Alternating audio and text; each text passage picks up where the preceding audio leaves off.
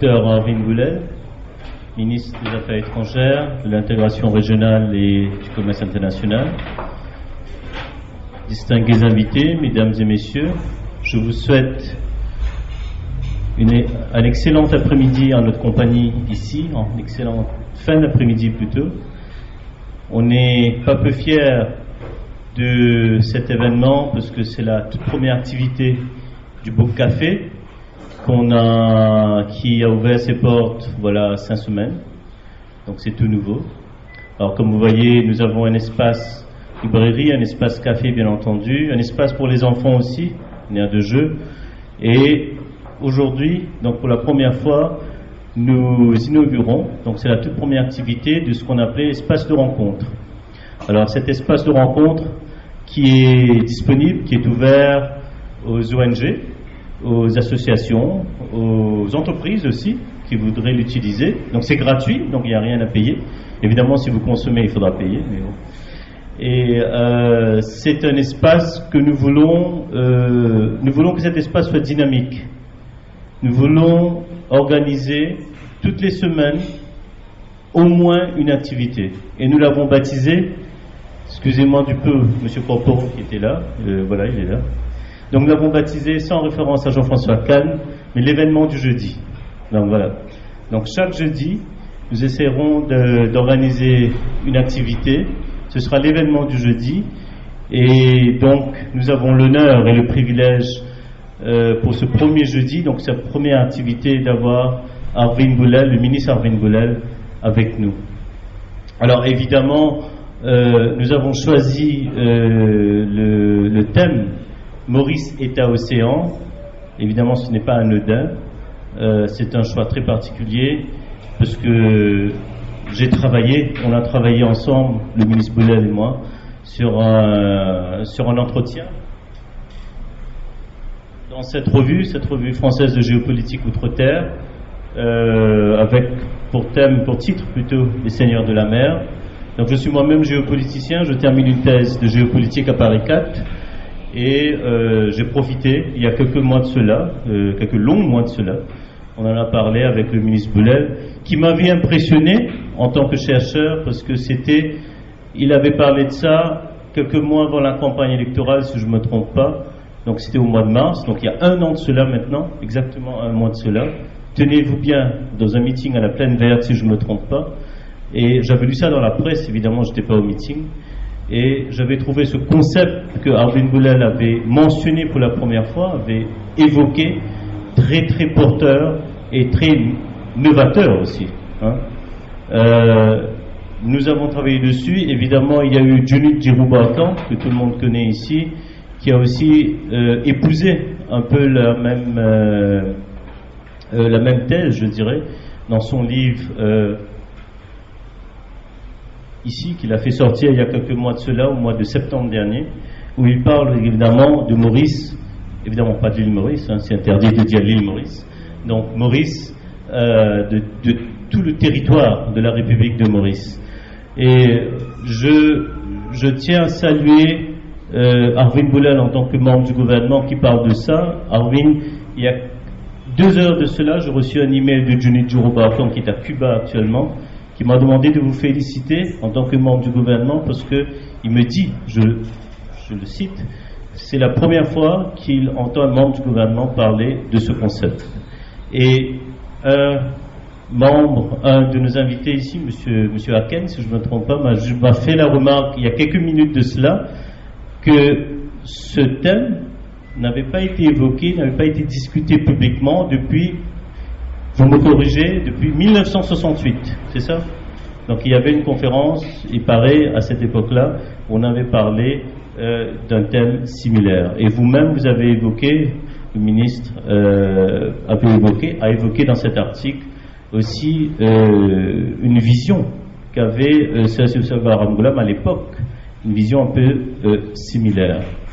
Donc, avec ces quelques mots, je passerai évidemment la parole au ministre Arvin Boulel, et ensuite, évidemment, après, il y aura un micro-baladeur pour des discussions et des questions.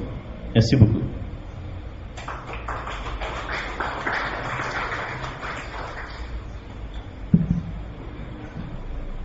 Mesdames et messieurs les invités, son Excellence, Monsieur l'Ambassadeur, mes collègues ministres, une fois ministre, toujours ministre, amis de la presse, laissez-moi tout d'abord saluer l'initiative de notre ami Shafik. Vous savez, il a osé, c'est un pari, je dirais, gagné, mais bien sûr, il faut qu'il y ait des débats, des étincelles, des idées qui vont jaillir, et bien sûr, à la lumière de ces idées qui vont jaillir, on peut toujours arriver à des conclusions. Et aujourd'hui, on a choisi un thème visionnaire qui transcende les barrières politiques et qui nous interpelle de conjuguer nos efforts pour qu'on puisse arriver à des conclusions pour le bien-être de la population. Parce que qu'est-ce qu'on est en train de discuter? Éventuellement, on va discuter sur un thème visionnaire. C'est un thème qu'on considère est un bien commun public. Un bien commun public pour les îles, parce que les îles ont leur spécificité. Et c'est Sir Savaram Glam qui un jour avait bien dit que les Mauriciens ne vivent pas sur une île, mais bientôt ils seront les habitants d'un État océan. Mais malheureusement, depuis, on n'a pas donné suite à cette idée. Il y a eu des idées qui ont été émises à l'époque par le MMM. On a parlé de l'État archipel, encore une fois, sans donner suite à cette idée.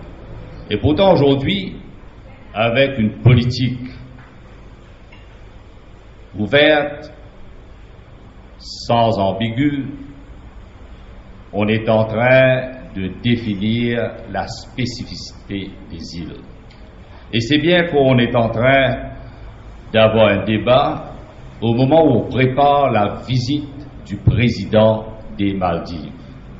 Et ça consolide davantage ces liens privilégiés entre les îles.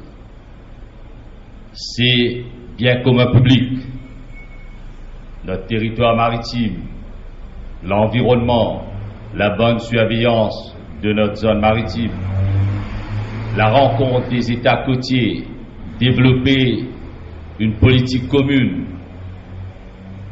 Tout ça, tous ces thèmes, pas des thèmes faciles, mais parfois il y a des thèmes contentieux, mais qui nous interpellent, les pays côtiers, les îles, que ce soit des îles volcaniques ou bien des coral atolls, comme on dit, d'avoir une vision globale, d'avoir une approche intégrée et d'éliminer les barrières psychologiques et les barrières malheureusement érigées parfois par les pays amis, par les pays qui ont des intérêts. Mais il faut dans la région, mais il faut le dire haut et fort que Maurice, de par sa position stratégique, est convoité par tous les grands pays, les pays amis bien sûr. Et là, je tiens à féliciter notre ami, monsieur l'ambassadeur de France, de la République française, qui a été un des architectes, au-delà bien sûr de la volonté politique de nos chefs d'État, qui a été l'architecte de la cogestion du Tromblin, bien sûr, qui nous interpelle à avoir une idée beaucoup plus grande, nous interpelle à conjuguer mieux les deux efforts, pour que ce soit dans la recherche, la surveillance de notre territoire maritime, la pêche, les fouilles archéologiques, mais quand même, on a pu converger nos efforts pour avoir une cogestion de qu'on considère bien sûr à juste titre notre territoire, bien sûr que la France a ses responsabilités envers nous concernant Tromblin. Mais ce concept d'État-océan et ce concept d'État, ce qu'on appelle archipel, on a parlé sans vraiment donner substance à ce concept. C'est un concept. Il faut nourrir ce concept. Il faut aller au-delà du concept. Il faut laisser mijoter ce concept à travers la recherche, à travers le développement. Il faut bien qu'il y ait une différence établie et une grande ligne de démarcation entre l'État archipel et l'État océan. Pour le moment, le concept État-océan a un vide juridique, mais a une grande portée politique. Et c'est ça l'essentiel, cette portée politique qui interpelle les pays de la région à mieux conjuguer leurs efforts. Et quand le Premier ministre, tout comme le ministre responsable de coopération régionale du développement outre-mer, quand on était à La Réunion, avait pensé à juste titre qu'il faut donner une nouvelle impulsion à la Commission de l'océan Indien. Il faut que la Commission de l'océan Indien devienne la communauté de l'océan Indien, qui nous interpelle à attirer les pays de la région, surtout les États côtiers, dans toute cette politique d'État-océan. Bien sûr, il faut bien développer l'idée, il y a tout un vide juridique à être rempli, mais la volonté politique y est, et on a jusqu'à maintenant abattu un travail formidable. Mais avant qu'on définisse le concept État-océan, et puis définir celui d'État archipel, laissez-moi, au début même de mon intervention, faire bien comprendre qu'il ne faut pas confondre les deux. Parce que le concept État-océan, il n'est surtout pas, comme je viens de le dire, être confondu avec l'État, celui de l'État archipel, a une connotation juridique et politique. Et l'île Maurice, dotée d'une superficie de 2000 km², possède un territoire terrien inférieur en superficie à son territoire marin, qui à ce jour est d'une superficie 1,9 million de km². Son territoire inclut le plateau des Mascareignes, qui est reconnu mondialement pour avoir un écosystème à caractère unique. Et selon la Convention des Nations Unies sur le droit de la mer, chaque État a droit à une superficie de 200 000 nautiques. Mais dans le cadre de Maurice, avec nos îles avoisinantes, nous avons établi et publié l'espace de la zone économique exclusive. Maurice a entamé des négociations avec plusieurs îles autour telles que la Réunion, les Seychelles, Madagascar, les Maldives, justement, en vue d'étendre son territoire au-delà de la zone économique exclusive par l'intermédiaire du plateau continental sous-marin. À savoir que l'article 16 de la Convention prévoit que les États côtiers et autres îles ont droit au plateau continental, plateau sous-marin qui franchit la limite des frontières maritimes. Cela explique les demandes de Maurice faites aux commissions des États-Unis pour les limites du plateau continental pour avoir droit à une superficie étendue d'environ 396 000 nautiques vers les Seychelles, 180 000 nautiques vers l'archipel des Chagos et environ 123 000 nautiques vers l'est de Rodrigue. Avec la démarche mauricienne sous la Convention des Nations Unies sur le droit de la mer, Maurice peut voir son territoire marin s'étendre à plus de 703 000 nautiques. Et qui dit mieux? À tout seigneur, tout honneur, je crois que le rêve de Sassou Sagar Ramgoolam peut devenir une réalité. Mais bien sûr, il y a du travail à accomplir, il y a de la tâche, et parfois c'est une tâche ingrate, et il y a des difficultés qui doivent être aplanir. Mais pourquoi je dis ça? Parce que tous les pays signataires de la Convention devaient remettre leur soumission. Et Maurice a déjà soumis la sienne, s'agissant du territoire marin à l'est de Rodrigue en 2009, sans aucun problème, qui fait partie de notre territoire. Et dans le cadre du territoire marin au large de l'archipel de Chagos, Maurice a demandé à bénéficier de plus de temps afin de mieux préparer sa soumission. Et pour le territoire marin au nord de Saint-Brandon, qui est contigu avec celui des Seychelles, les deux pays ont décidé de soumettre une demande conjointe et une équipe d'experts composée de l'Institut de scénographie, de Maurice, du bureau du Premier ministre, du bureau du parquet et de mon ministère travaillent conjointement à cette équipe. On a fait du progrès et j'espère que le mois prochain, on aura une réponse positive de la commission responsable sur le droit de la mer des Nations Unies. Et moi, je suis confiant que ça va être une réponse très positive. D'ailleurs, pourquoi je dis positive? Parce que cette demande a été soutenue par le Commonwealth et une sous-commission qui examine la soumission en ce moment même, comme je viens de le dire, devrait se prononcer sur le sujet dans les semaines à venir. Et ensemble, les négociations vont de bon train avec l'archipel de Seychelles sur ce plateau continental étendu. Et tout récemment, des négociations ont aussi été entreprises avec les autorités des îles Maldives et sur les soumissions faites à la Commission des Nations Unies pour les limites du plateau continental ne dépassant pas 200 000 s'agissant de l'empiètement de notre zone exclusive économique lors de l'archipel des Chagos sur la leur. Et ça, c'est très, très important.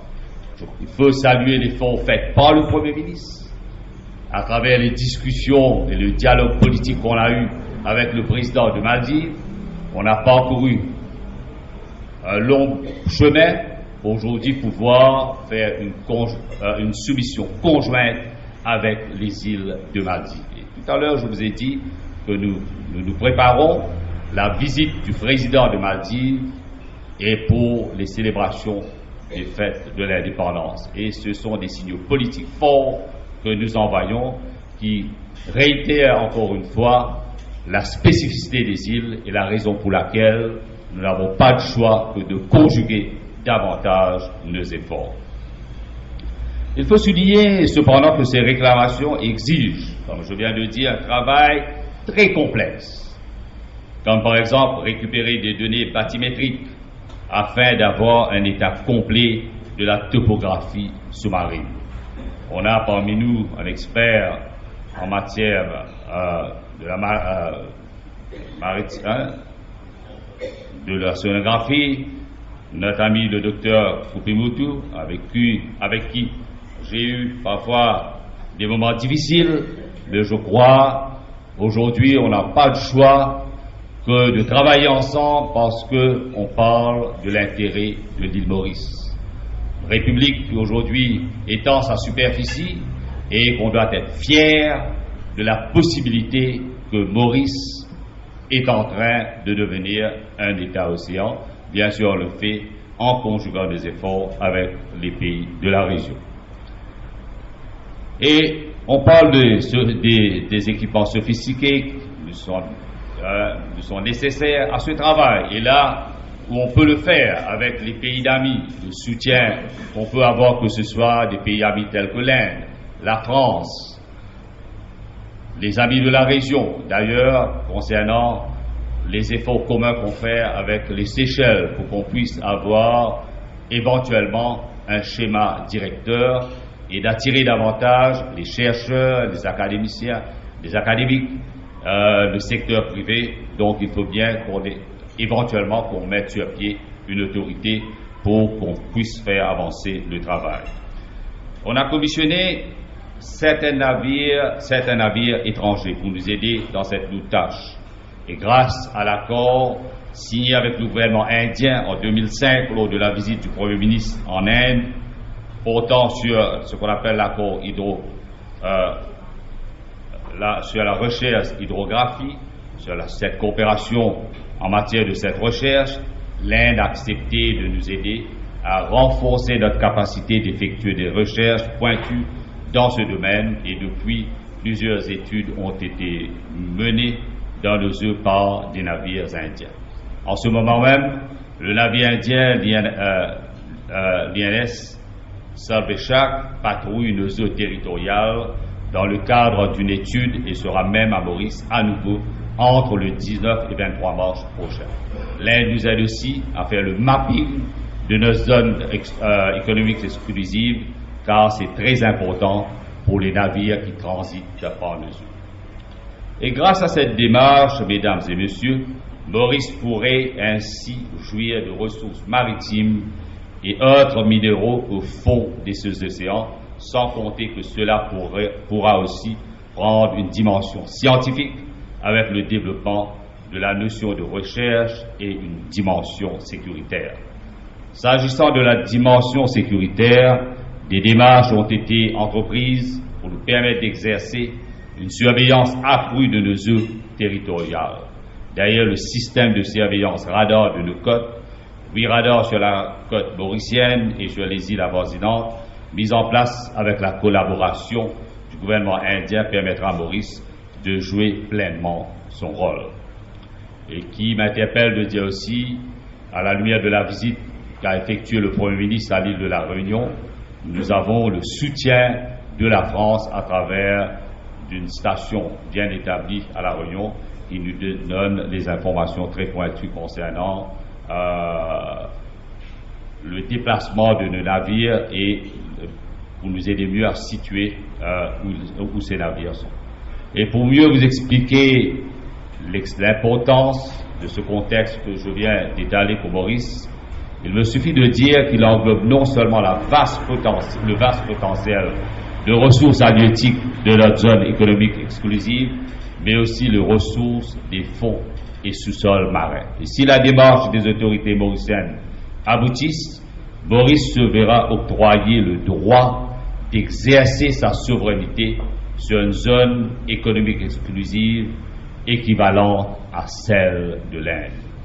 Toutes ces démarches démontrent notre détermination à faire comprendre l'importance de ce que c'est un État océan. Espérons que notre entreprise aura le succès que nous attendons. Et je me réfère aussi à l'auteur Robert Kaplan, qui a bien dit que l'île Maurice est dans une position avantageuse au milieu des puissances montantes telles que l'Inde et la Chine. Et c'est un point stratégique qui nous donne une force inouïe, qui renforce davantage les passerelles entre les îles de la région. Alors pourquoi ne pas maximiser les bénéfices et exploiter dans les limites fixées de ressources pour le bien de notre pays, de notre population? Nos océans regorgent de ressources, à nous de savoir les exploiter. Merci.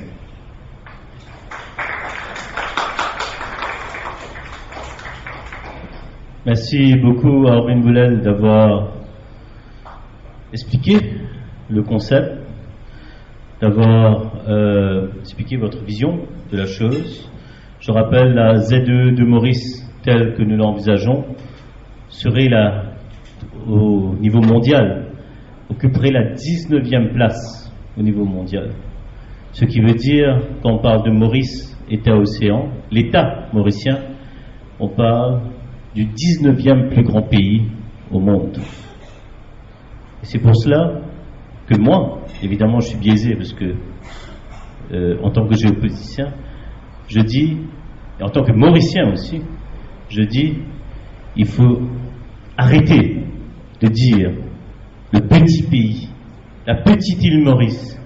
Il faut arrêter, parce qu'on n'est pas petit. On est sur le plan mondial, on occupe la 19e place en termes de territoire, de superficie.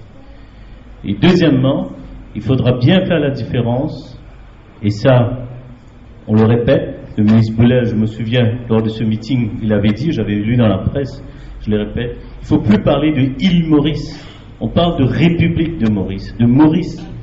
Quand on parle île Maurice, en français on a tendance à dire île Maurice souvent, j'ai même vu des fois président de l'île Maurice, non, il n'y a pas de président de l'île Maurice, c'est président de la République de Maurice. C'est Maurice, c'est pas île Maurice. En anglais, c'est plus simple. On dit Mauritius. Et d'ailleurs, la complication vient en anglais quand on parle uniquement de l'île Maurice. Là, on a tendance à dire Mauritius Island. Et les premiers qui avaient utilisé ce mot, c'était le parti Lalit, il y a environ 10 ou 15 ans, qui parlait de Mauritius Island. Et alors il faut bien, je pense que c'est quelque chose pour les amis de la presse, pour ceux qui sont là, et quelque chose qu'il faut bien comprendre, cette connotation que peut avoir quand on utilise île Maurice et quand on utilise Maurice, c'est deux affaires différentes. Je tiens à saluer parmi nous la présence de Rosaire Perrine, qui est le conseiller culturel de l'Assemblée régionale de Rodrigue, qui a tenu à faire le déplacement ce soir pour cette conférence, enfin pour cette discussion. Je tiens à saluer aussi la présence de Aboubakar Taïfa de la Commission de l'océan Indien, qui est originaire des Comores, qui a tenu aussi à être là. Donc l'océan Indien est là. Et je tiens aussi à saluer la présence de Mathieu Servina, ancien ministre de la République des Seychelles, ancien ambassadeur des Seychelles, qui a tenu lui aussi à être présent aujourd'hui. Donc sans plus tarder, on ouvre le débat, on ouvre les discussions. On a un micro-baladeur ici, Hensley, donc la parole est à vous.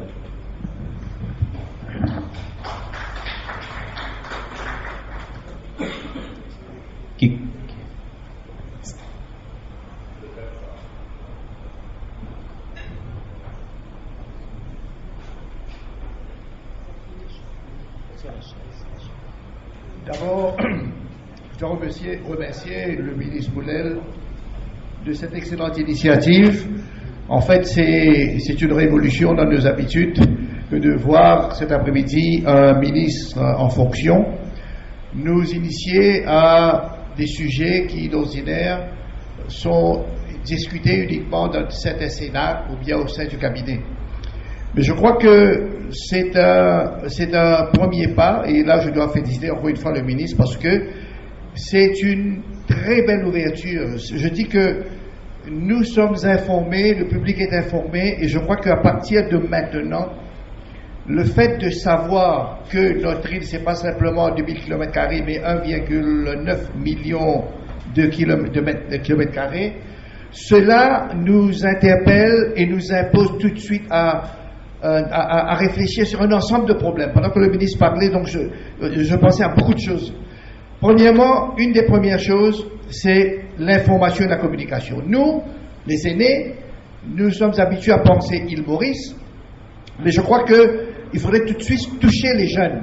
Moi, j'étais en train de me demander s'il ne faudrait pas avoir tout de suite une carte de l'État mauricien, l'État océan, et qui soit distribuée dans toutes les écoles, qui serait en même temps pour informer et en même temps enlever le complexe de la petite île Maurice, que tous les Mauriciens, dès leur jeune âge, prennent conscience de la dimension de Maurice, et à travers les écoles et à travers la télévision. Je crois que c'est une des premières choses à faire tout de suite.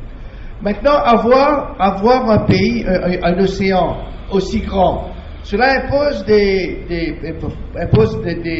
responsabilités, des devoirs. C'est-à-dire que quand le ministre me dit, voilà, il y a des radars, mais des radars juste autour de Maurice, ça ne suffit pas. Évidemment, ce n'est pas suffisant.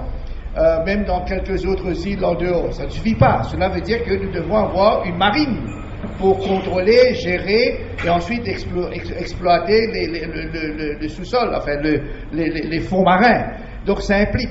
Alors, donc ce qui veut dire en disant qu'il faut alerter les jeunes, conscientiser les jeunes, c'est pour les préparer à de nouvelles responsabilités et leur dire en d'autres mots qu'il y a d'énormes possibilités de travail, et ça va donner des idées aux jeunes qui vont faire des études ensuite pour venir servir le pays dans ces différents domaines. C'est énorme, c'est infini. Et moi, je suis émerveillé que le ministre ait parlé de cela. J'ai une seule petite question. Enfin, je ne vais pas rentrer, je vais laisser aux autres parler, je ne vais pas parler trop longtemps. Simplement une petite question. Je vois qu'il y a, c'est l'affaire de Saint-Brandon, avec une demande qui a été soumise avec Saint-Brandon et un autre pays. Comment ça se passe à Saint-Brandon en tant que partie du territoire mauricien? Alors d'accord, donc c'est ça ce qui n'était pas pris. Alors donc je laisse la parole aux autres. Merci. Laissez-moi tout d'abord remercier les commentaires faits par notre ami Joseph Saint-Mankin. C'est bien que Shafik nous attire l'attention pour dire qu'il y a déjà des Atlas of Mauritius préparés par Kader Kala. Je ne sais pas si ça fait partie du curriculum, si ce sont dans les écoles. J'espère bien. Ça viendra au petit galop. Mais, ok, Joseph a raison de dire qu'il faut bien sensibiliser les jeunes. Il faut qu'ils sachent que la mer est un pôle de développement, le potentiel de nos ressources sont immenses.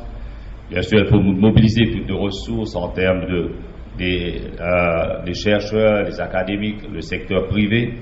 Il faut bien sûr qu'il y ait un plan, un schéma directeur. Il faut bien sûr éventuellement une autorité.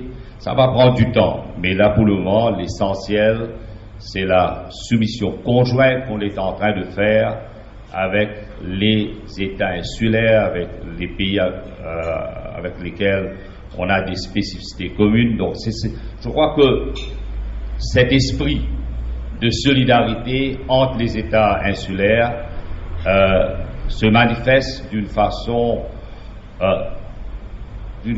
très positive, et qu'aujourd'hui, les États insulaires, les problèmes des États insulaires sont reconnus au niveau international. Je voudrais aussi ajouter, suite à ce que M. Salman Kim vient de dire, c'est que effectivement, bon, c'est de la pub gratuite, hein, je vous préviens. Nous avons sorti, nous, chez Osman Publishing, un atlas avec Kadia Kala, que je salue ici, qui est là, en notre présence, qu'on a sorti au mois d'octobre dernier. Et cet atlas, on a tenu à l'ouvrir déjà en première page avec une carte telle que vous la définissez, c'est-à-dire avec une carte de la République de Maurice. Et je peux vous dire, Monsieur le ministre, il faudrait absolument faire attention, parce que dans certaines écoles primaires ici, dans notre pays, et à l'école même où va ma fille, à Beaubassin, j'ai été stupéfait le premier jour d'école de voir une énorme carte, map monde, où il y a Chagos, entre parenthèses, UK, dans une école de la République mauricienne. Alors, il faudra évidemment faire très attention. Je suis tout à fait d'accord avec vous, et je pense peut-être que Kader dira quelques mots à ce sujet. On a quand même fait l'effort par rapport aux autres atlas, et je vous rappelle que cet atlas, c'est le premier atlas 100% fait à Maurice, hein. Toute la cartographie a été faite à Maurice. Ceux qui existent sont en coédition avec les autres éditeurs étrangers. Celui-là, on l'a fait 100% à Maurice, et on l'a fait dans un souci aussi d'expliquer la République de Maurice. Évidemment, en attendant Saint-Paul et Amsterdam, donc on les a pas inclus. Monsieur l'ambassadeur,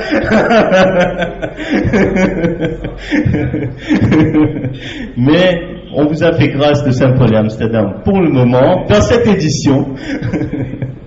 Merci beaucoup.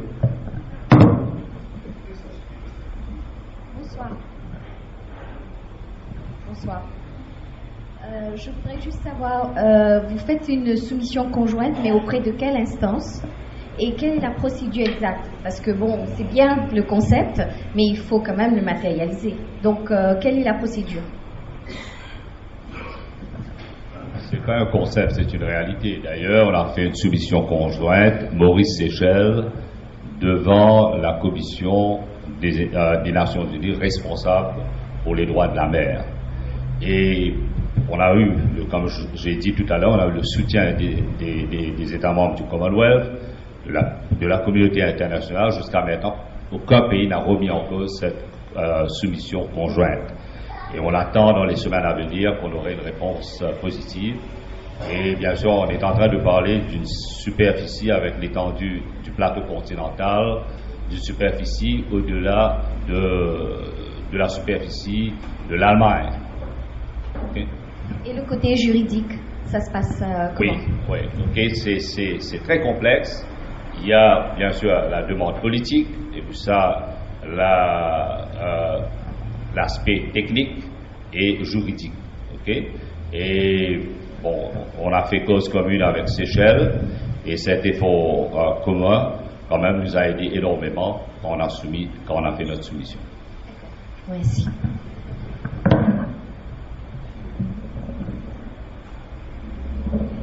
Monsieur le ministre, vous dites dans votre intervention que nous sommes en train de devenir un État-océan. Pourquoi ce en train de devenir? Pourquoi ne sommes-nous pas déjà un État-océan? Est-ce qu'il faut franchir il y a des procédures juridiques à franchir? Et en fait, Quelle différence faites-vous entre l'État-océan et l'État-archipel? Non, dans mon intervention, j'avais fait la différence. Ok, bien sûr, je circulerai le discours que j'ai fait. Il y a toute une différence et la ligne de démarcation est claire et nette. Par exemple, État-océan a un vide juridique, mais ça a une force politique. Et ce concept gagne du terrain avec les pays, les États côtiers. Et bien sûr, puisque il y a la spécificité des îles, c'est déjà, on opère déjà dans une situation gagnante-gagnante. Tant qu'il n'y a pas une dimension juridique, ça va être difficile. Mais, puisque on est en train de créer l'espace politique, économique, moi je suis confiant qu'avec le soutien de la communauté internationale, que l'État-océan deviendrait une réalité. Bien sûr, c'est complexe, beaucoup de travail à faire, mais j'espère qu'on est sur le bon chemin. Et État-archipel, oui, État-archipel a une connotation juridique et une connotation politique. Et ça dépend, par exemple, je prends le cas de Philippines ou l'Indonésie. L'Indonésie qui a plus de 17 000 îles, dont la plupart ne sont pas des îles habitées, tout comme les Philippines, mais la superficie de la Terre est beaucoup plus étendue que la superficie marine.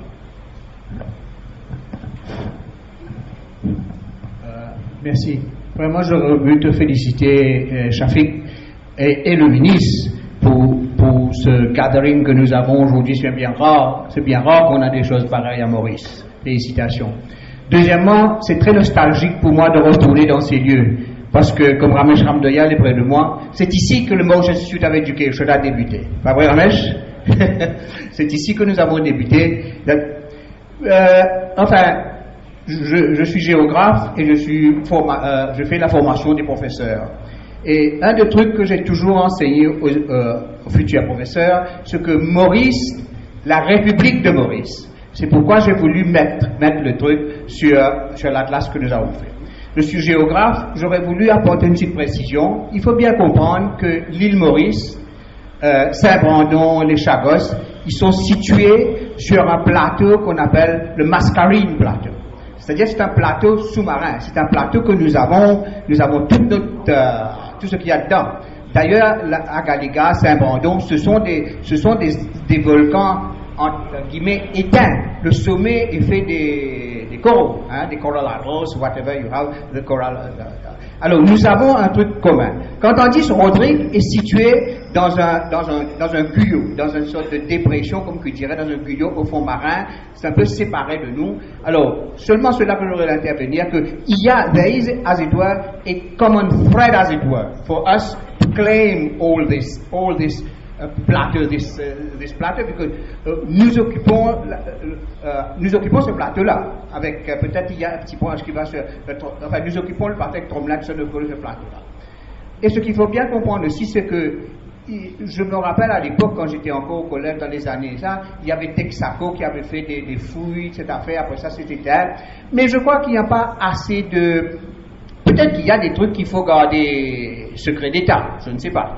Mais je crois qu'il faut galvaniser, il faut diffuser, autant que possible, les fruits des recherches qu'on fait dans l'océan Indien. Vous voyez, ça nous aiderait, nous formateurs qui font des bouquins, pour les finalement filtrer tout ça aux enfants, aux petits Mauriciens, des gamins à l'île Maurice. Merci.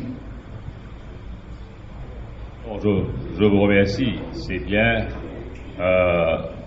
que vous avez fait votre contribution, sachant très bien votre expertise et connaissances techniques. Et je peux vous dire, et je vous donne l'assurance, qu'on travaille bien sûr avec les experts.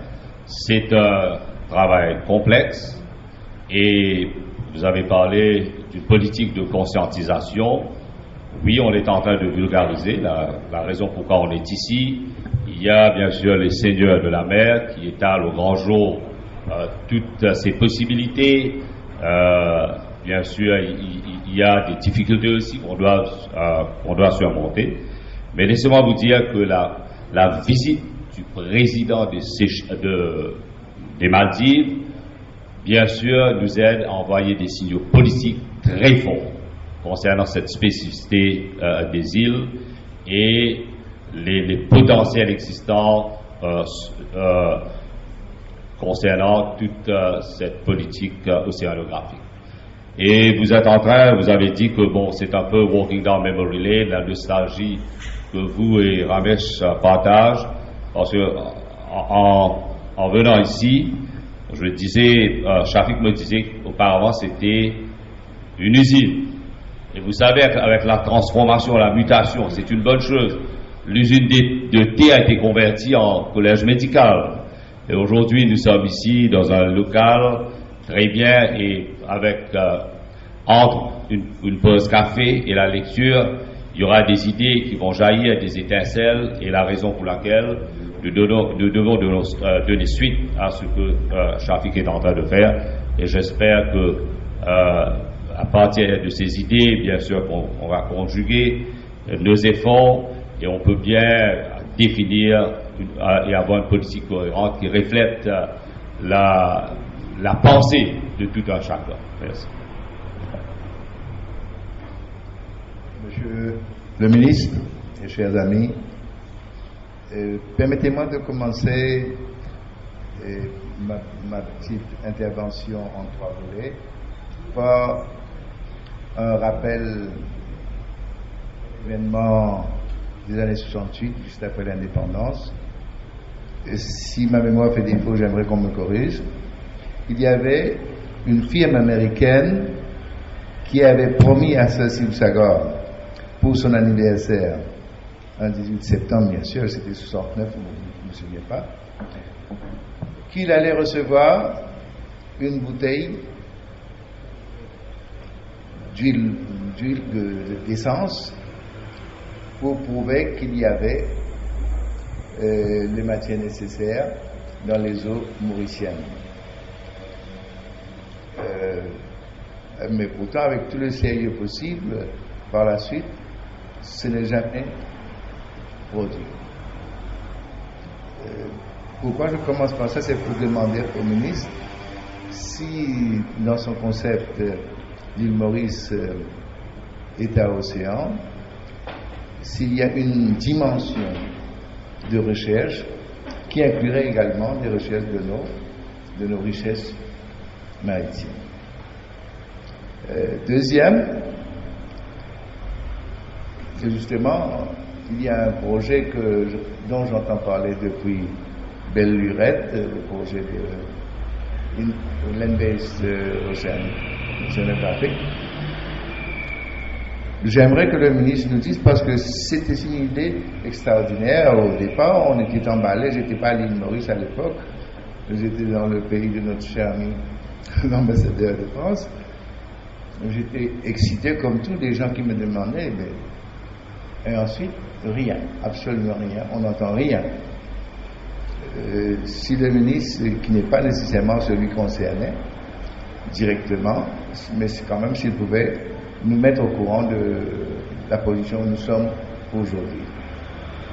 Et la troisième dimension de mon intervention, c'est une question de recherche historique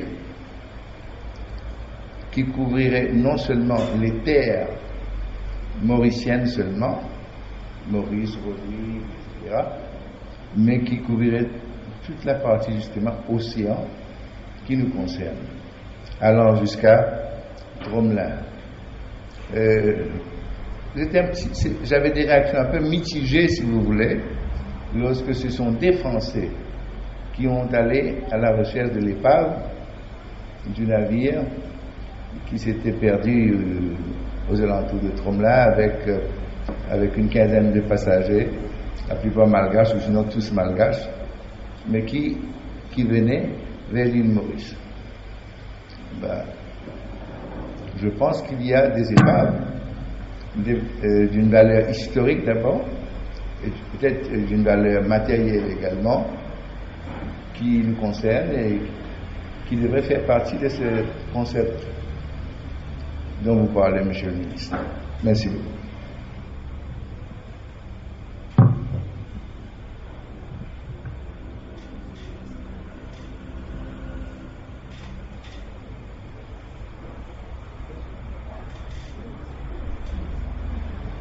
Merci.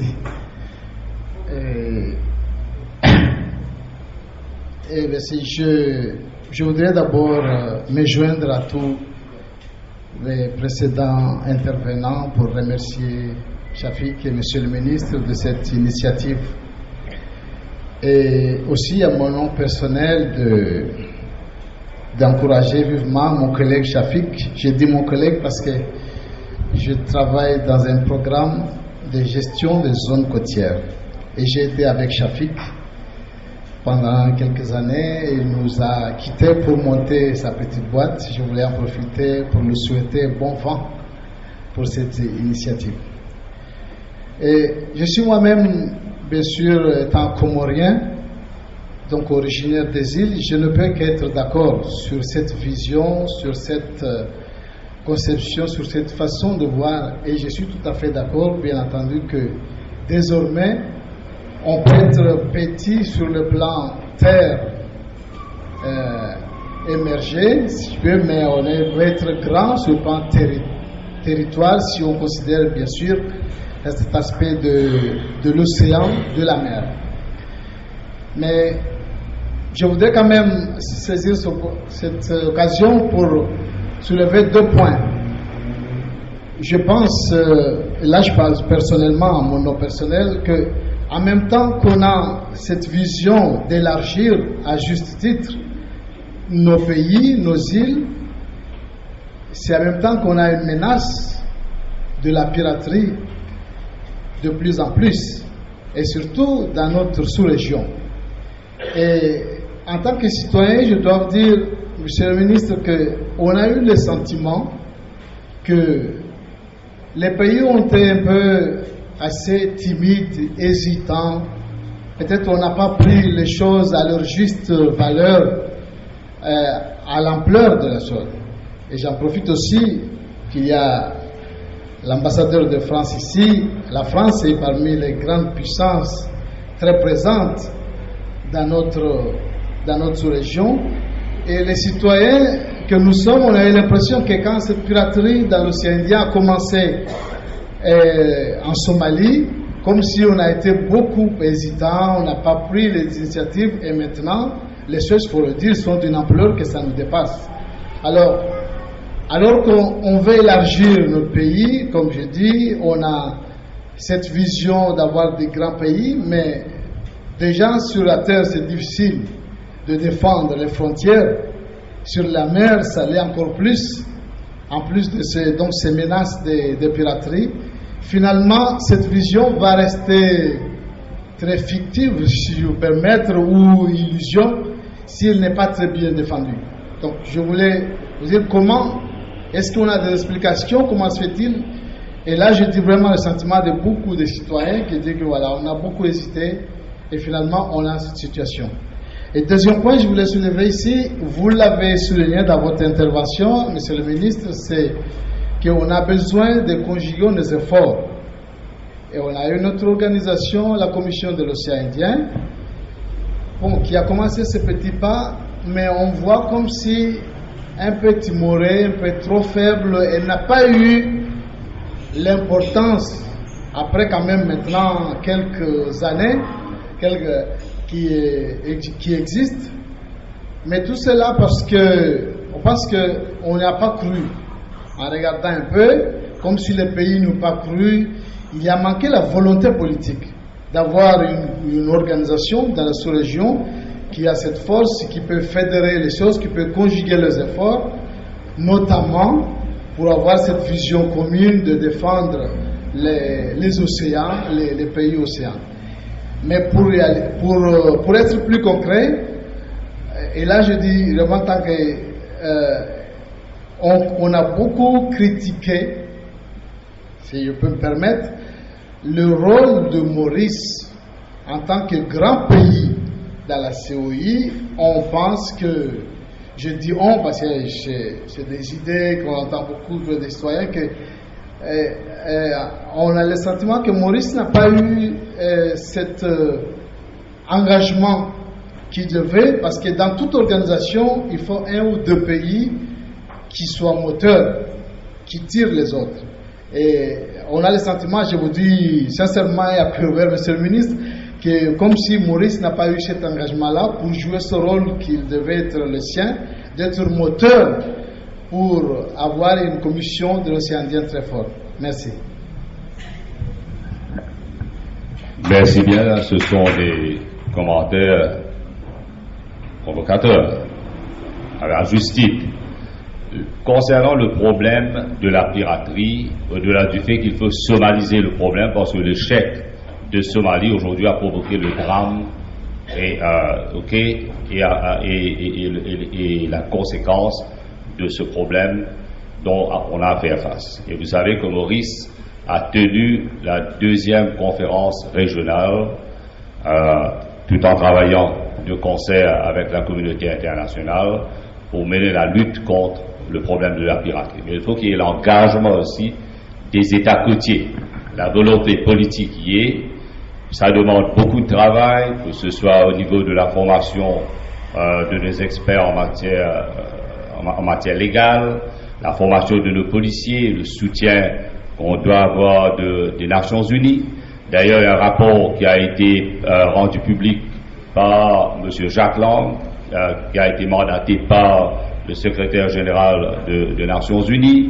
Et vous savez quelles sont les implications de ce rapport. Et nous sommes en train de travailler de concert avec l'Union européenne, avec les Nations Unies et avec les pays de la région pour qu'on puisse mieux mener cette bataille, cette lutte contre la piraterie et pour qu'il y ait une surveillance beaucoup plus aiguë contre la pêche illicite illégale. Deuxièmement, j'ai parlé de la Somalie. Vous savez, il faut déployer au moins un contingent personnel militaire de plus de 50 000. Pas 12 000, pas 20 000 si on veut bien résoudre le problème.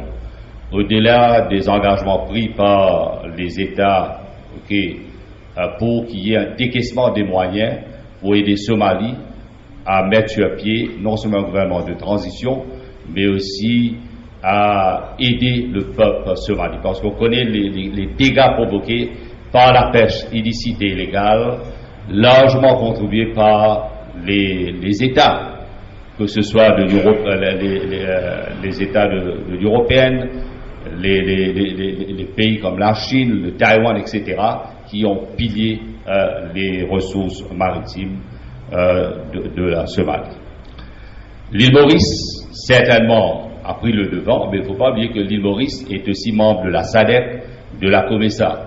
Et il y a des règles à être respectées. Aujourd'hui, l'île Maurice, en tant que président de la Commission de l'océan Indien, bien sûr, je ne vais pas élaborer le bon travail fait par le Premier ministre avec l'île de la Réunion. Bon, il y a des problèmes qui doivent être résolus, mais que ce soit au niveau du secteur privé, je crois qu'on a battu un travail formidable. Et on est en train de parler de cet espace politique économique. Et on est en train de voir de près si on peut donner une nouvelle impulsion à la Commission de l'océan Indien et transformer cette commission en une communauté de l'océan Indien. Et vous connaissez bien les mérites, les avantages quand il y a une communauté. Et puisque nous sommes en train aussi de parler des projets, au-delà du projet d'établir un corridor maritime, il y a 2 projets pour le bien commun public des pays de la région. Si on va diriger une délégation pour partir pour Madagascar, et vous savez bien que la feuille de route est sur le point d'être conclue, on a travaillé avec beaucoup d'assiduité et on a été l'ami de Madagascar au sein des institutions régionales, sous-régionales, au niveau à Washington, on a été, que ce soit à Washington ou à Bruxelles, l'île Maurice a été l'ami du peuple malgache. Et on a contribué énormément, je peux vous dire, à trouver j'espère qu'on va trouver cette solution malgache. On a travaillé de concert avec la communauté internationale, à travers la Commission de l'océan Indien, avec l'Organisation internationale de la francophonie, avec la SADC, et je peux vous dire que samedi dernier, on a une rencontre avec le docteur Simao, qui est le chef de la médiation de la SADC et le courant est bien passé entre le Premier ministre et le chef de la médiation de la SADC. Bien sûr, on a parlé aussi d'une commission de l'océan Indien plus, attirer davantage les États côtiers avec qui on a des affinités communes. Okay? Et vous savez, parce qu'on négocie aussi avec l'Union européenne d'avoir un nouvel accord de partenariat économique, et pour qu'on puisse faire avancer ce processus, on songe même à donner une nouvelle impulsion à ce qu'on appelle la CMMS, Comores, Maurice, Madagascar, Seychelles, pour pouvoir conclure un accord complet éventuellement avec l'Union européenne. Mais on le fait pour que Maurice agisse comme catalyseur. C'est pas aussi facile. Vous savez bien les intempéries, les complètes, etc. Et vous savez très bien. Mais je crois que Maurice avance à pas sûr, à un rythme voulu, et je crois qu'on est et qu'on mérite le respect de nos amis de la région. Et donc, les points soulevés par notre ami, M. Sidaya, c'est vrai, bon, il faut que ce soit le développement, il faut que ce soit un développement soutenu. Parce que, bien sûr, s'il y a des gisements de pétrole, tant mieux, mais il faut que ce soit un développement soutenu. On est en train de parler de sous-sol marin, des produits organiques, des produits inorganiques, mais c'est essentiel que tout se fait dans le respect de l'environnement. Et l'environnement marin doit être primordial. Deuxièmement, concernant le Land-Based Oceanic Industry, c'est vrai, c'est un projet qui avance à pas un peu lent, c'est un projet complexe, parce qu'il y a eu des études qui ont été faites, qui disent qu'on a le potentiel d'extraire l'eau d'une profondeur de plus de 1000 mètres, désaliner cette eau, vendre cette eau comme water from a pristine environment, la production de l'énergie à partir de cette eau. C'est beaucoup plus théorique, académique que pratique. Mais seulement, quand même, il y a des gens du secteur privé qui ont montré une bonne intention d'investir, et je pense que c'est sur la bonne voie. Tout en disant cela, c'est très complexe. Vous savez, les gens, quand ils ont à investir, ils minimisent les risques. OK? Mais je vois qu'on est en train de créer l'espace approprié pour attirer davantage l'investissement dans un secteur qui devient un pôle de développement et qu'on appelle un secteur émergent. S'il y a d'autres questions, merci. J'ai une question. Donc, alors concernant la notion le concept d'État-océan, je remarque que c'est un concept qui est extrêmement important en termes de géopolitique parce que jusqu'à présent, l'État est principalement défini en termes de territoire, c'est-à-dire en termes de territoire terrestre, on va dire. Alors le concept État-océan vient finalement, si je comprends bien, renverser le concept traditionnel de l'État, ou en tout cas de la puissance, on va dire de la puissance ou de la puissance régionale. Donc ma question ici, c'est cette redéfinition finalement d'une forme de puissance régionale pour Maurice. Quelles sont les implications en termes diplomatiques pour Maurice? Et quand on parle d'État-océan, est-ce qu'on parle d'une nouvelle forme d'État fédéral? Voilà. Ça, ce ne sont pas des étincelles, des idées, ça. Je dirais que ça pourrait être une tour infernale. Il faut procéder étape par étape. Non, certainement, le concept État-océan, comme je disais tout à l'heure, a un vide juridique. Mais tout en disant cela, que ça gagne du terrain, parce qu'il y a une volonté politique parmi les États, parmi les États membres de la région, de conjuguer nos efforts pour qu'on puisse avoir une étendue de notre plateau continental. Bien sûr, cela se fait conjointement avec les pays amis, on le fait devant la Commission des Nations Unies, et une fois que c'est accepté, quand même, il y a ce qu'on appelle un engagement de facto. Et il y a une dimension juridique. Ok, donc, concernant éventuellement, est-ce que ça va nous mener à un État fédéral? Bon, on a le droit de rêver, de penser, ok, mais l'essentiel, c'est de conjuguer nos efforts pour qu'on puisse avoir des bénéfices maximum de ressources qui ont des potentiels de ressources maritimes, que ce soit au niveau halieutique, ce qu'il y a sous-sol. Donc je crois que le potentiel est immense. Je ne sais pas si j'ai pu répondre à votre question, au-delà du fait, bien sûr, pour qu'on puisse avoir le potentiel maximum, il faut travailler de concert non seulement avec les pays de la région, mais avec les pays d'amis. On le fait avec l'Inde, avec la France et d'autres pays. Merci. Attendez, vous pouvez venir un peu plus près. Oui. Vous savez, l'île Maurice est l'ami de tout le monde. OK? Et bien sûr, on n'est pas là pour créer des étincelles.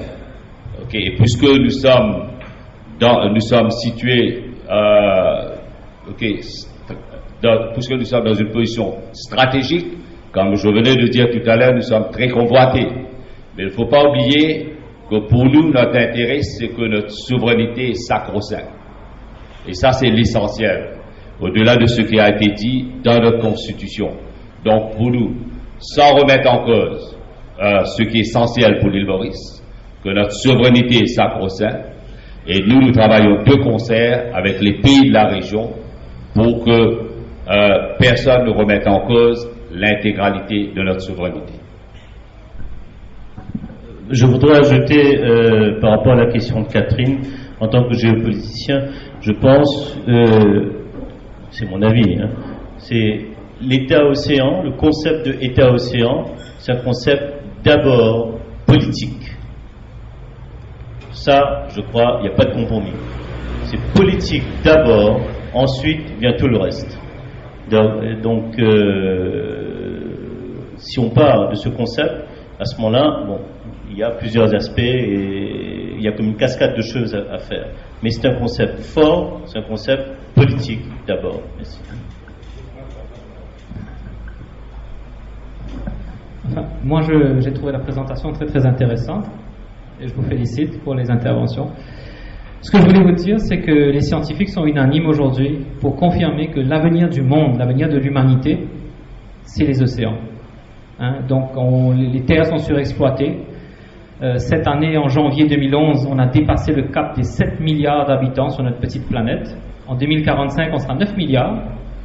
Et le futur, c'est la mer, c'est les océans. Les océans absorbent 50% de notre dioxyde de carbone qu'on émet. Donc, quand on parle de réchauffement climatique, les océans, c'est une pompe à carbone très importante.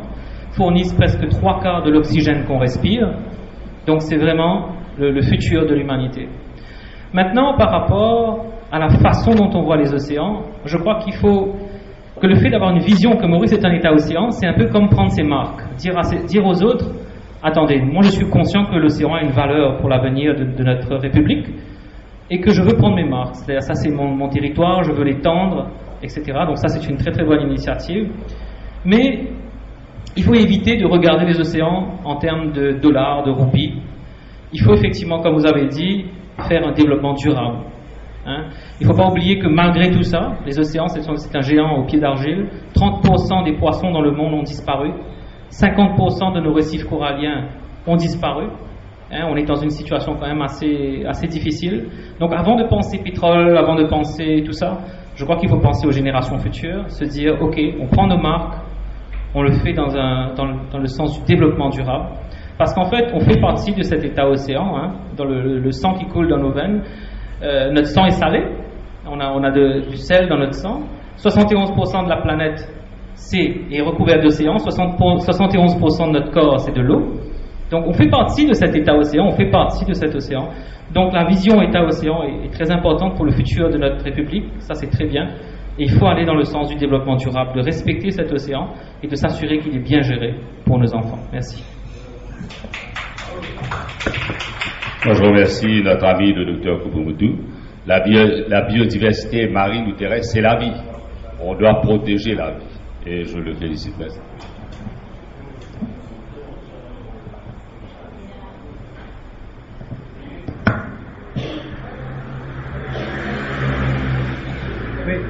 Bon, monsieur le ministre, je m'excuse, une dernière question. Puisque je suis membre de votre ministère, je voulais préciser que ce n'est pas une question téléguidée, bien sûr. On a tout compris, on a tous compris que le concept d'État-océan est surtout politique au départ. Alors, je vous pose une question. Est-ce que c'est un risque que ça va tuer ou amoindrir l'effort que Maurice est beaucoup impliqué dans la question des petits États insulaires, où justement au niveau de l'environnement, du concept pour le commerce ou même pour les financements, il y a une action que Maurice mène à cet égard. Et est-ce que ça risque de porter préjudice ou au contraire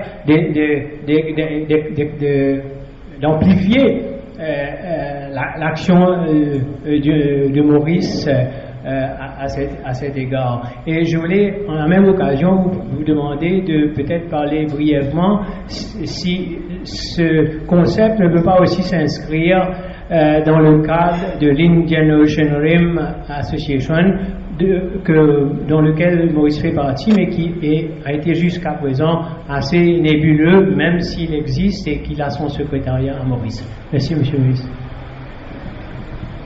C'est à mon ambassadeur de me conseiller.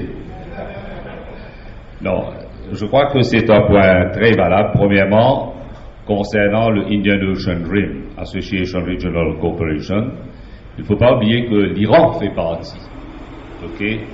L'Iran, l'Australie, l'Inde. Et une des raisons pourquoi on n'a pas pu faire avancer ce processus, le processus de cette organisation, c'est effectivement parce qu'on n'a pas identifié les biens communs publics. Et si on identifie les biens communs publics, des secteurs qui renforcent davantage les liens entre les pays, au lieu de nous atteler à essayer de résoudre des problèmes qui peuvent provoquer des étincelles. Et là que je parle, par exemple, la biodiversité marine, la lutte contre la piraterie. Et il ne faut pas oublier, si aujourd'hui, la lutte contre la piraterie dans ce qu'on appelle le Malacca Strait a été un succès, c'est effectivement à cause de cette convergence et d'un programme bien établi entre l'Indonésie, le Singapour, la Malaisie. Parce qu'il y a une convergence politique et juridique. Alors, ce que moi je demande, ok, bien sûr, l'ambassadeur Curé a aussi soulevé la question des moyens financiers. Aujourd'hui, le monde passe par des difficultés financières. On est en train de parler des financements innovants. Et pourquoi pas des financements innovants pour des biens communs publics? Alors là, on peut bien sûr leverage, comme on dit, notre cas, que ce soit avec des pays amis, des bailleurs de fonds, mais bien sûr, il faut qu'il y ait un effort commun, et là que je parle de cette volonté politique pour qu'on puisse mieux conjuguer nos efforts. Non, moi je crois que la spécificité des îles doit être connue, la force de ce qu'on appelle, bon, on ne parle pas des îles, des républiques, doit être bien connue. Il ne faut pas oublier qu'il y avait la conférence organisée par les Nations Unies pour donner, bien sûr, beaucoup plus d'espace à la spécificité de ces pays. Il y a eu la conférence organisée, je crois, en 2003 à Maurice. La question a été prise l'année dernière aux Nations Unies, on dit the margins de l'Assemblée générale des Nations Unies. Donc, je crois qu'il y a cette volonté politique. Cela se manifeste d'une façon très positive, au-delà de la spécificité des pays comme Maldives, les parties de notre territoire, surtout quand il s'agit de ce qu'on appelle Coral Atoll. Cela a été pris avec force à Cancun. Et une des personnes qui bien sûr a pris le relais pour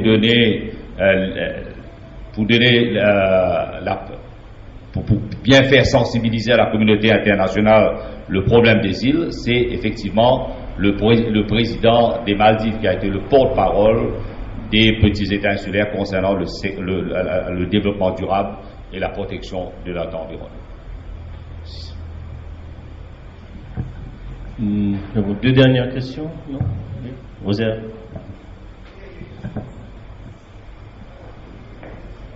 Vous êtes avant? Bon, allez-y. Rosaire Perrine de Rodrigue. D'abord, j'ai envie de remercier Shafik qui fait un invitement pour être présent lors de cette présentation cet après-midi, ce soir. Remercier le docteur Arvin Bounel, ministre, qui me trouve libre de défendre le projet bien, mais quand même me senti qui, comment se dirait, dans le projet qui peut développer actuellement, il y a, comme se dirait, un manque d'accrochage. Ça veut dire, quand on dit un manque d'accrochage, ça veut dire qu'il, comme se dirait, mon pas sentiment de partie prenante de ce projet. Pourquoi? Tout simplement parce que le projet n'a pas été valorisé, vulgarisé, comment le docteur Kala vient de dire, comme il se doit. Aujourd'hui, dans une société qui est très fragile, il y a un élément de base qui nous défend de mettre à côté, et c'est à partir de ce élément de base-là qui tout va l'information passée. C'est les enfants, les jeunes, etc. Moi, je souhaitais que ce projet, d'ailleurs, c'est un projet innovant, depuis l'État Océan, c'est un projet, quand on gagne l'invitation avec M. Shafik Osman, ça te fait un déclic dans la tête, mais c'est quoi, en fait? Donc, petit à petit, on commence à prendre. Mais moi, je invite le ministre pour venir de l'avant avec ma différentes activités un peu plus terre à terre pour mes enfants, pour les jeunes mauriciens. Et moi, je invite tout personnellement, officiellement, pour venir amener le projet à Rodrigue. Parce que quand même, si nous pas senti nos parties prenantes, que ce soit Rodrigue, que ce soit Galega, que ce soit les Chagos, et ainsi de suite, nous ne sommes pas capables de défendre un projet d'une telle envergure. Il faudrait que la population adhère, maîtrise le projet. C'est pas où, au fait, c'est la population qui vient défendre ce projet-là pour. Il faudrait qu'on permette le projet où sentir l'État de Yahoo. Nous faisons une remarque quand le docteur Odenda Tivin Rodrigue pour une cause de Maurice Île Durable. Et nous disons, nous avons un projet Sustainable Development for Rodrigues. The plan has already been prepared and we want to table it to you. Et Rodrigue, je ne vais pas dire où, en connaissance de cause, il y en a beaucoup à faire, nous faire en avance. Le Maurice, il y en a beaucoup. Il y en a même ici un élément là. Shafik m'a montré l'histoire et géographie de Rodrigue, qui nous fait mettre en avant. C'est une façon pour conscientiser la population générale et pour conscientiser la population de Rodrigue sur l'histoire. C'est la première qui nous a lancé pour justement pour faire en sorte qu'il va Rodrigue d'abord contre l'histoire. Mais je pense que la même chose doit être faite pour Maurice. Il faut que ce soit un projet de la population d'abord, et puis ça vient un projet d'État. Donc, moi, je invite tout, je sais quelques mots pour justement venir à Rodrigue et pour terminer ce projet de Maurice Île Durable. Je vais faire une remarque. Dans Maurice Île Durable, Maurice, île avec ILE, nous sentons exclus. Et c'est pour ça que nous disons, dès le départ, il faudrait qu'il appelle ce projet-là Maurice, la République de Maurice Île Durable. La République de Maurice Durable. Ou bien comment on envie d'appeler. Mais il faudrait qu'il, dès le départ même, ce concept est vendu à terre, from grassroots level. À ce moment-là, je me sens il vous prend plus ampleur et monsieur vous gagne beaucoup de crédit sur it. Thank you. Laisse-moi apprécier que les idées émises par le camarade Perrine, premièrement, oui. D'ailleurs, rejoindre ce qui le ministre Salman vient de dire, bon, camarade M. Sidaya, avec tout le monde qui est présent, l'IBZ propriété de la République de l'île Maurice. Et moi, je servi le mot l'IBZ propriété. Bon, à chaque fois que ce qu'on appelle, il y a un bien commun public et l'IBZ propriété, et puisqu'on fait rappel, bien sûr, dissémine ça, bien sensibilise l'opinion publique. C'est vrai, la République, il fait une soumission, Rodrigue partie de sa soumission qu'il nous fait là, mais c'est vrai, nous vous appelez d'un petit peu coupable. Si vous êtes sensibilisé, certainement nous pouvons Rodrigue. Ok, ça reste la chose là. Nous pouvons Rodrigue nous explique bien les mérites de ce qu'on appelle plateau continental étendu. Ok, tout le potentiel qui est là. Et là, on a parfaitement raison, mon camarade Shafik, très avant-gardiste. Encore une fois, ok, concernant la géographie, l'histoire de Rodrigue, ok, et nous vous accuse, c'est vrai, qu'il nous accuse la République de l'île Maurice. D'ailleurs, si nous référons à la Constitution, quand nous pensons tout simplement du territoire, et le Premier ministre avec raison de dire que c'est la lutte qui continue, et tant qu'il ne va pas exercer de souveraineté du territoire, dans toute son intégralité, c'est la lutte qui n'a même pas terminée. Et d'ailleurs, comme on reconnaît devant la Commission des Nations Unies, il y a plus que 450 disputes. Ok, il dit beaucoup ça. Ok, mais c'est la lutte qui continue, et là, nous fait 50 ans l'anniversaire résolution 1514 des Nations Unies à Alger, et c'est la lutte qui continue. Ok, et nous devons dire que nous avons le soutien de la communauté internationale, résolution qui nous permet de faire voter à l'Union africaine et bien deux dans les pays des États non alignés. Mais certainement oui, nous prenons bon, Dr Kala Ndiali, Joseph Ndiali, nous tous Ndiali. Pourquoi à l'unanimité, nous disons dire haut et fort que c'est la propriété du public de la République mauricienne. Si vous avez une question à moi, vous êtes ok. Ce sera la toute dernière question parce que effectivement aujourd'hui c'est un jour extraordinaire. Ce café Rafik, je crois qu'il a offert une boîte de Pandore. Il a ouvert une boîte de Pandore dans le sens que il manque un lieu de discussion et de réflexion dans ce pays, et je crois que l'initiative de donner la parole aux gens qui se posent des questions, il a amené les gens à se rencontrer. Et des idées qui viennent comme ça, si Rodrigue se sent un peu écarté, pourquoi ne pas considérer changer notre nom comme il y a Trinidad et Tobago et non pas appeler Maurice Mauritius and Rodrigues? Ça c'est une idée pour qu'ils ne se sentent pas trop éloignés, Mauritius and Rodrigues, from Trinidad et Tobago. Bon, cela dit, bon, ça c'est pas moi qui décide, c'est simplement des choses qui nous viennent à l'esprit parce que là, je crois, la boîte de Pandore est ouverte, on va avoir beaucoup de choses à dire parce que comme si, quand on parle de beaucoup de problèmes, on dit la Nouvelle République, mais il n'y a pas de débat, il n'y a pas des gens qui discutent. Donc, ce sera, je crois, le lieu ici. Pour ça, il faut féliciter notre ami. Ça va être le point de départ de beaucoup de choses. Moi, j'avais une petite question d'information, parce que je n'ai pas très bien compris une chose. Quand nous parlons de ce 1 900 000 km², nous parlons de cette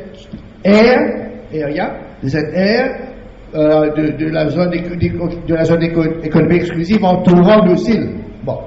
Mais maintenant, ce que j'ai pas très bien compris, c'est dans cette soumission faite aux Nations Unies. Est-ce que nous allons finir par avoir une plus grande superficie? Bon. C'est la question. Et ça m'amène tout de suite à la carte qui a été présentée. Voilà, la carte, une carte de l'île de Maurice. Pour moi, c'est pas suffisant. Parce qu'on se perd là-dedans. Il faudrait des pointillés pour nous conditionner à penser quel est vraiment le contour de cet état océan. Il faut un contour pour nous habituer à voir une forme. Alors quand on parle de contour, c'est une espèce de frontière que l'on met dans l'océan Indien, parce que nous voulons dire que dans cette frontière, à l'intérieur, ça nous intéresse spécialement, plus particulièrement, parce qu'il y a des ressources minières, etc., parce que nous avons des intérêts. Alors, deuxième petite question, c'est avec toute la technologie développée aujourd'hui, est-ce qu'il existe un moyen, je ne sais pas, à partir des satellites, de délimiter la frontière que nous avons en tête entourant cet état océan de Maurice? Moi, je crois que si on a sur la carte, pas seulement la carte parce qu'on est perdu là-dedans, il faut un pointillé pour montrer la frontière et diffuser ça à la télévision, amener ça dans les écoles, pour habituer le Mauricien à penser, c'est cette superficie-là, si c'est un rond, un carré ou une forme ovale, pour nous habituer, conditionner à penser que notre État mauricien, notre État Maurice Rodrigue, fait partie là-dedans. Alors, Monsieur le ministre, je permets. Donc, dans ce numéro, il y a effectivement une carte que j'ai travaillée en tant que chercheur avec l'aide de la Mauritius Oceanograph Institute. Donc, dedans, vous allez voir, effectivement, c'est ce que vous dites. L'état actuel et l'état futur. Oui. Donc, avec l'extension, donc c'est là. Donc, c'est là. Maintenant, il faut diffuser. Il faut, évidemment, Kader nous aidera certainement, mais il faut certainement, je suis d'accord avec vous, il faut que ce soit dans toutes les écoles primaires, secondaires. Ça peut être, il faut parler de financement aussi, hein. Vous savez, quand on parle de financement, soit de l'État ou de CSA, et il y a des projets qui méritent d'être soutenus, même s'ils n'adhèrent pas strictement aux guidelines. Les guidelines sont des guidelines, monsieur le ministre, hein. Les guidelines, c'est pour ça qu'on appelle les guidelines. Il y a des projets que les entreprises privées peuvent financer, mais qui doivent aussi être acceptés au niveau du CSO National Committee. Nous faisons face beaucoup à ces problèmes. Par exemple, cette carte, cette map monde, cette carte de la région délimitant le territoire de Maurice actuel et futur, ça mérite d'être diffusé. Alors, je veux vous le dire. Je tiens aussi, parce que Mamad et Bibi Moutou sont là, de BN Book Center, à souligner que Junit Djouroubaraka, dans son livre, il a, sur la couverture, il l'a fait aussi. Il l'a fait, vous voyez, donc au niveau de la couleur jaune, là. Donc ça, c'est le territoire de Maurice. Alors, pour revenir à votre question plus technique, nous avons actuellement 1,9 million de kilomètres carrés. Nous demandons, il y a 3 demandes, monsieur le ministre, hein. Donc, premièrement, 400 000 kilomètres carrés qui sont ici. Il y a, avec plutôt du côté des, le plateau avec les Seychelles, donc au nord de Maurice. Côté Rodrigue, plutôt 123 000 kilomètres carrés. Et avec les Chaveuses, ce qui va être le plus difficile, parce que là, il faudra une entente, évidemment, avec la Grande-Bretagne. Ça, ce serait une superficie de 180 000 km². Donc c'est bien illustré ici. Alors en tout, il suffit de faire...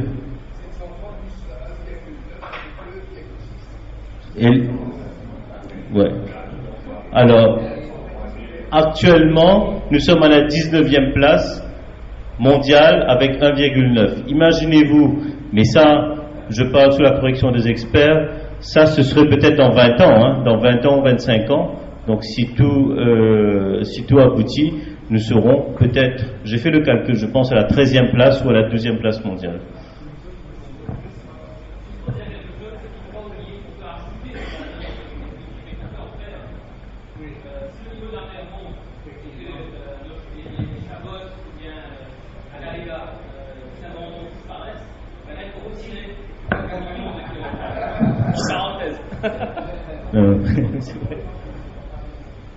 Une toute dernière question ou on considère que c'est fini, c'est bon? Oui?